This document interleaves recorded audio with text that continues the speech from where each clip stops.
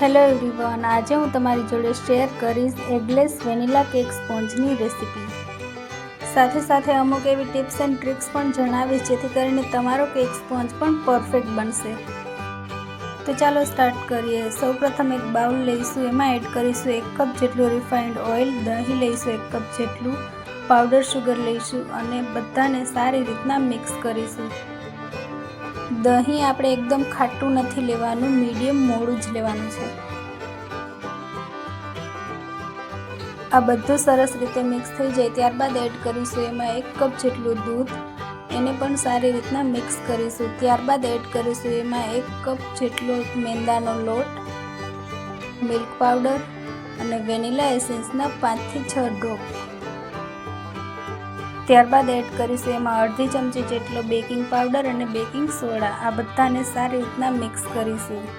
Lumps બધા ઓગળી જાય ત્યાં સુધી એને કન્ટિન્યુઅસલી મિક્સ કરવાનું છે।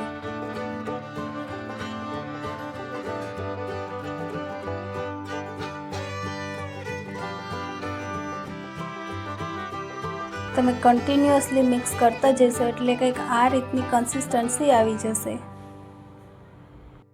તો મારી પાસે મીડિયમ સાઇઝનું કેક મોલ્ડ અવેલેબલ નહોતું એટલે મેં અહીંયા એલ્યુમિનિયમની તપેલીનો યુઝ કર્યો છે। તપેલીમાં ફરતે તેલ લગાવી ઉપરથી મેંદાનો લોટ ડસ્ટ કરીશું।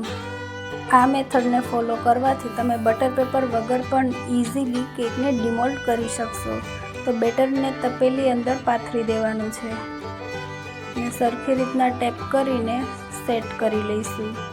અહીંયા ઓવનને મેં 10 મિનિટ માટે પ્રીહીટ કર્યું હતું, ત્યારબાદ તેને 150 ડિગ્રી પર 30 થી 40 મિનિટ માટે બેક કરી લઈશું।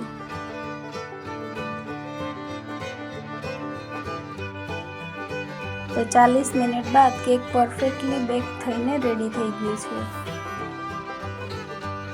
આ રીતે છરી વડે ચેક કરી લેવાનો, જો કેક છરીને ચોટે નહીં તો સમજવું કે પરફેક્ટલી બેક થઈ ગઈ છે। હવે કેક સ્પોન્જને કમ્પ્લીટલી ઠંડુ કર્યા બાદ આ રીતે ડિમોલ્ડ કરશો એટલે ઇઝીલી થઈ જશે। તો તમે જોઈ શકો છો કેટલો પરફેક્ટ કેક સ્પોન્જ બનીને રેડી થયો છે, એકદમ સોફ્ટ ફ્લફી। વિડીયોમાં જણાવેલ બધી જ ટિપ્સ અને ટ્રિક્સને ફોલો કરશો તો તમારો કેક સ્પોન્જ પણ આવી જ રીતે પરફેક્ટ બનશે। અને કેકની ડિટેલ રેસીપી જોવા માટે હમણાં જ મારી ચેનલને સબસ્ક્રાઈબ કરો અને બેલ આઇકનને પ્રેસ કરો જેથી કરીને મારા લેટેસ્ટ વિડીયોની નોટિફિકેશન તમારા સુધી સૌથી પહેલાં પહોંચે। મળીએ નેક્સ્ટ વિડીયોમાં। Thank you for watching.